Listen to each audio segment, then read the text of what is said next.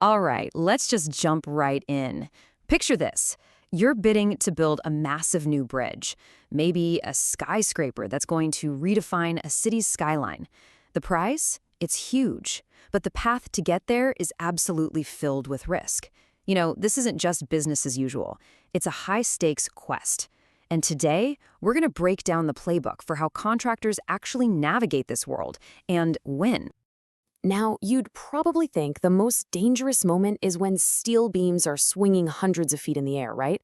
Well, the data tells a completely different story. The real danger zone is right here, at the very beginning. The bidding process, or tendering, is where uncertainty is totally maxed out. One tiny miscalculation can kill the entire project before a single shovel even hits the ground. And that really brings us to the core problem, doesn't it? How do you possibly thread that needle? You've got to bid low enough to beat out all your competitors, but also high enough to survive the inevitable chaos of a mega project and, actually turn a profit. That is the puzzle we are going to solve. And just to make things even more intense, look at this number.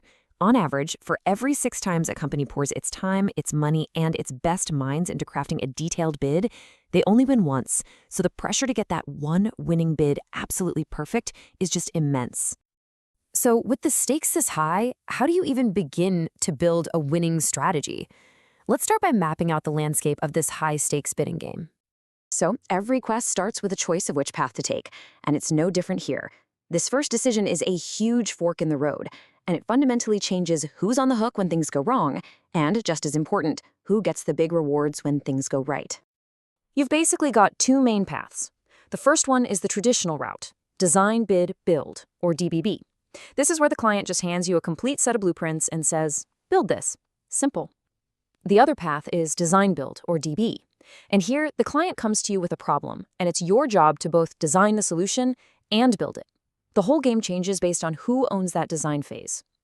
And here's the crucial trade-off. With design bid build, your risk is way lower. Hey, if the design is bad, that's the client's problem. But because you're just following instructions, your profit margins are usually smaller. Now, with design build, you take on a ton of risk. A bad design could literally sink your company. But, and this is a big but, if you come up with a brilliant, cost-saving design, you stand to make way more money. It's that classic risk-reward calculation in action. So, no matter which path you end up on, you've got to deal with this massive cloud of uncertainty. So, how do contractors even begin to do that? Well, they do it with a very structured process. Think of this as the contractor's playbook for taming chaos. It's a 4-step loop.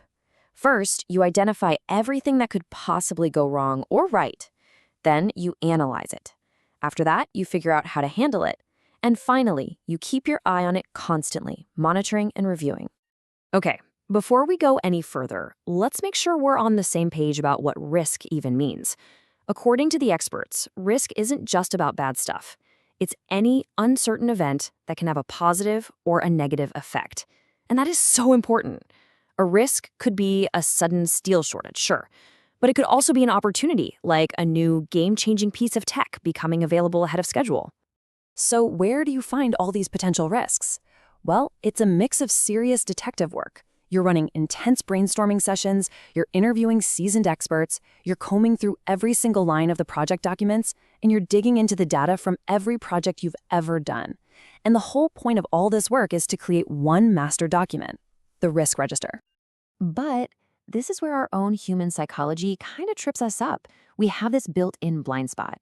We are naturally wired to spot threats, the things that could go wrong. And because of that, we often completely overlook the positive opportunities, those unexpected upsides that could turn a good project into a great one.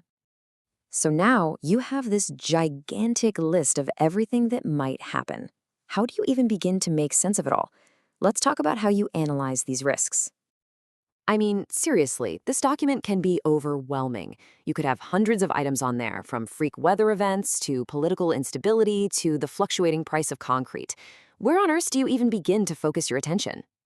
You start right here with a tool called a risk matrix. The beauty of this thing is its simplicity. For every single risk on your list, you plot it on this grid based on 2 really simple questions. 1, how likely is it to happen? And 2, what's the impact if it does? So, for instance, a key shipment being a week late, that might be likely, but the impact could be minor.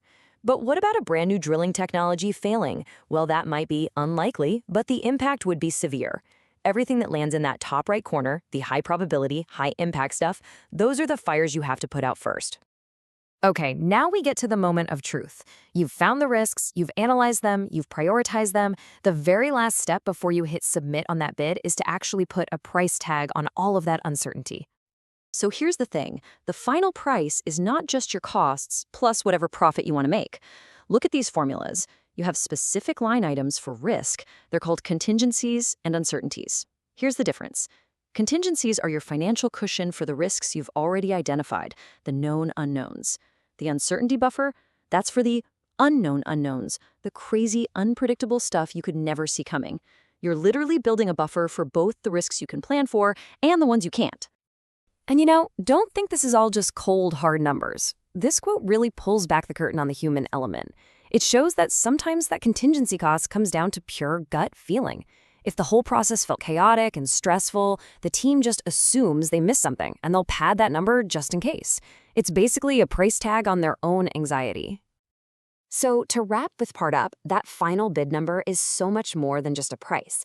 It's this incredibly complex strategic calculation. It's a carefully hedged bet on your ability to deliver a project in a future that is, by its very nature, uncertain.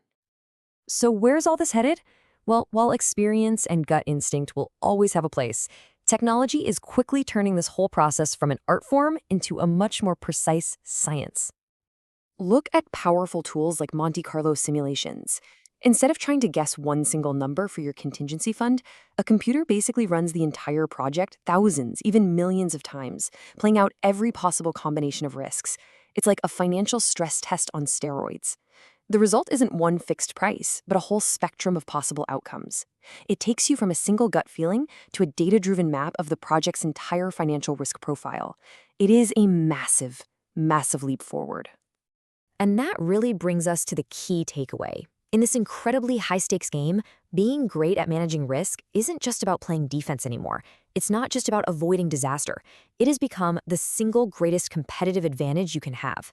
The companies that master this are the ones who win the best projects and deliver them profitably time and time again. So we'll leave you with this final thought to chew on.